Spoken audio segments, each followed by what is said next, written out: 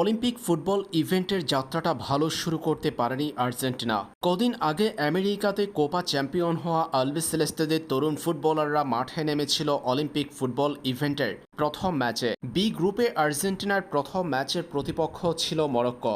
Argentina অনূর্ধ্ব 23 দলের হয়ে এই ম্যাচে পারফর্ম করেছেন আর্জেন্টিনার বিশ্বকাপ জয়ী তরুণ ফুটবলার জুলিয়ান আলভারেস। এছাড়াও নিকোলাস ওতামেন্ডিও ছিল আর্জেন্টিনার এই দলে। মরক্কোর বিপক্ষে এই ম্যাচটাই 4 গোলের লড়াইয়ে 2-2 ব্যবধানে ড্র করেছে আর্জেন্টিনা। মরক্কো আর্জেন্টিনার ম্যাচটি 2-2 গোলে ড্র হওয়ার মধ্য দিয়ে শুরু হয়েছে বি গ্রুপের অলিম্পিক ফুটবল ইভেন্টের যাত্রা।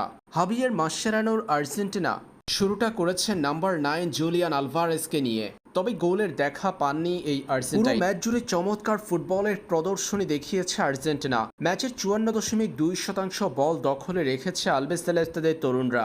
আক্রমণাত্মক ফুটবলের পরশা সাজিয়ে এদিন ম্যাচের অধিকাংশ সময় বল দখলে রাখার পাশাপাশি প্রতিপক্ষের জালে 16 শট নিয়েছে আর্জেন্টিনা, যেখানে ছিল 5টি লক্ষ্যে। তবে স্রোতের বিপরীতে ম্যাচের প্রথমার্ধের শেষ অংশের অতিরিক্ত সময়ের দ্বিতীয় মিনিটে গোল হজম করে বসে আর্জেন্টিনা। রাহিমিনির গোলে এগিয়ে যায় মরক্কো। 1-0 গোলে এগিয়ে থেকে প্রথমার্ধ শেষ করা মরক্কো দ্বিতীয়ার্ধের 6 মিনিটের মধ্যে পেনাল্টি থেকে রাহিমিনের দ্বিতীয় গোলে 2-0 ব্যবধানে আর্জেন্টিনাকে পিছিয়ে দেয়। পরে আর্জেন্টিনার ব্যবধান কমান জুলিয়ানো সিমিওনে। ম্যাচের 68তম মিনিটে তার হাত ধরে ব্যবধান কমায় আর্জেন্টিনা।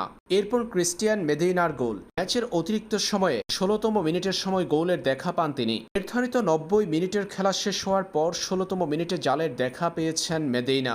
তাতেই 2-2 গোলের সমতা নিয়ে মাঠ ছাড়া আর্জেন্টিনা। ড্রয়ের মধ্য দিয়ে টুর্নামেন্টের যাত্রা শুরু করেছে আলবিসেলেস্তেরা।